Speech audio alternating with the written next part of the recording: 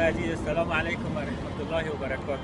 حسن بصری رحمت الله علیه میفرمایند در دنیا دوستای خوب زیاد پیدا بکنین، به خاطر که اینا فایده میرسانند براتان در روز قیامت. یک کس پرسان کرد در روز قیامت چی فایده میرسانند دوستای خوب؟ گفتند که وقتی که جنتی‌ها در جنت میباشند و اینا همراه یکی دیگه خود قسم میکنن که یک دوست داشتیم در دنیا و حال در بین ما نیست، در کجاست او؟ پرسان میکنه یک کس برای اونا گفته میشه که او در دوزخ است.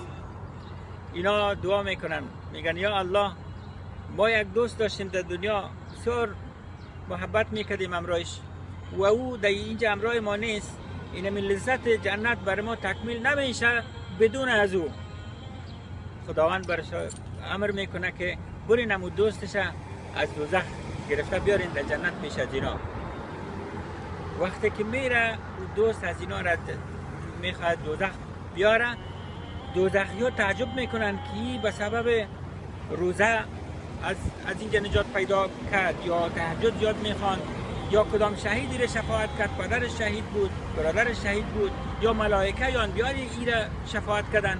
میگن نه، اینا در دنیا دوستای خوب داشت و او دوستایش ای را شفاعت کردن آوردن در جنت. و در اینمی وقت دوزخی ها باز حسرت میخورن که کاش که ما در دنیا دوستای خوب اختیار میکردیم. یا الله اگر ما را تو پس در دنیا روان بکنی، ما دوستای خوب میگیریم که ما را شفاعت بکنم در جنت ببرن.